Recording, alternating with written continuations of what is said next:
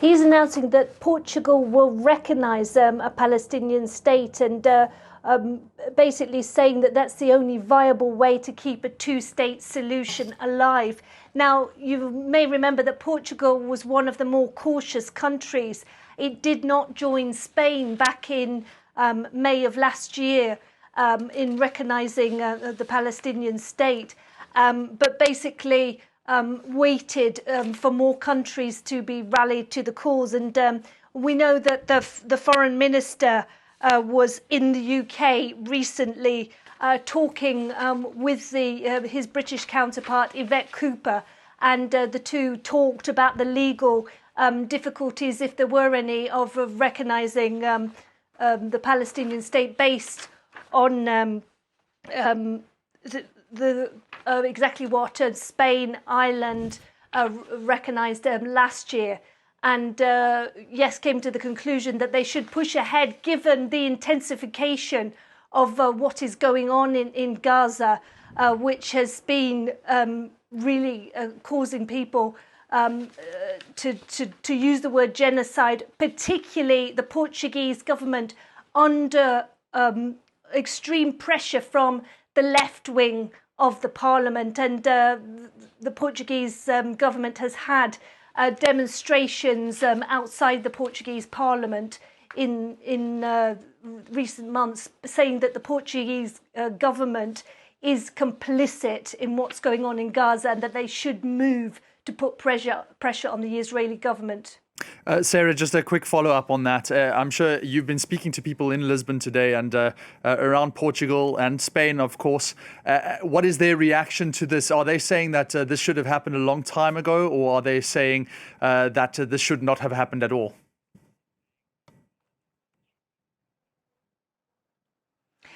There are people who fear for the reaction of the Israeli government, because you may remember the reaction that the Israeli government had to the Spanish government, which was to withdraw its ambassador and to actually do social media posts with flamenco dancers saying that Hamas was celebrating the decision that Spain had taken. So there is fear from some quarters about the reaction of the Israeli government, but many people saying to me that they feel that the Portuguese government should have moved sooner. And Pedro Sanchez, the Prime Minister of Spain, actually greeting this news on his Twitter account, saying that Spain was the first. Of course, there were other EU countries that did recognise a Palestinian state, including Sweden, but most of them had recognised that prior to joining the EU.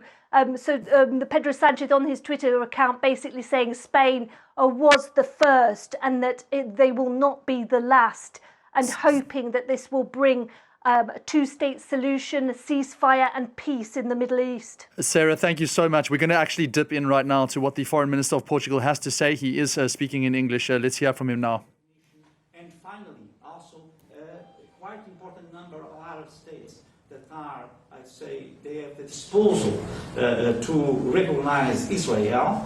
This is a substantial, a practical, a very pragmatic and visible effect of the recognition. So it was this, I'd say, kind of conditions where three parties, countries from the Arab region, from the Gulf, countries from the European Union and from the West, and also the Palestinian Authority, the three giving steps that some of them have not given in the past. So with this very, very practical effect, we think that it was time to recognize.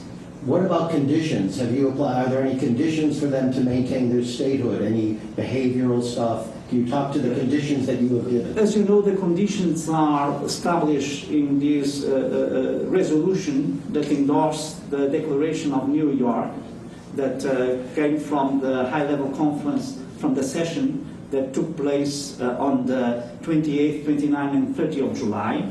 So we have subscribed and we have voted in favor of this resolution, and so there you can have all the context, all the framework that was behind this recognition decision.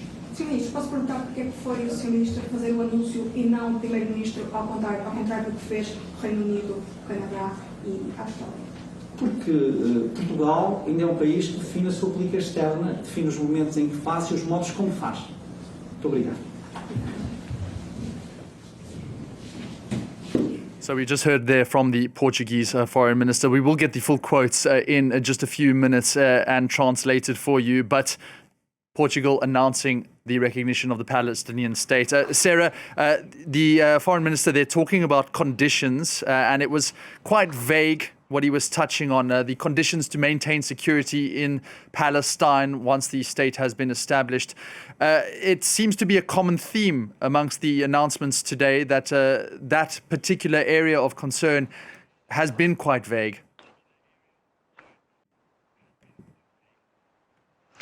Indeed, the conditions seem to allude to the sort of government that could be running that Palestinian state, which has been the criticism from many about why recognition, what kind of real effects will it have.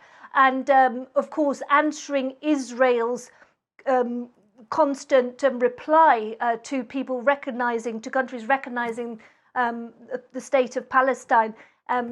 Israel has constantly said that that is a victory for Hamas and for terrorists. And there we heard the foreign minister, Paulo Rangel.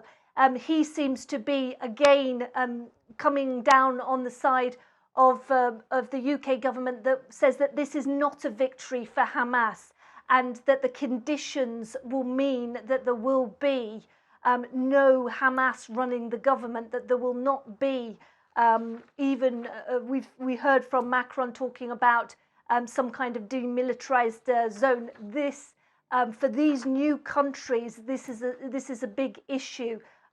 Portugal is not handing a state over into the hands of Hamas and the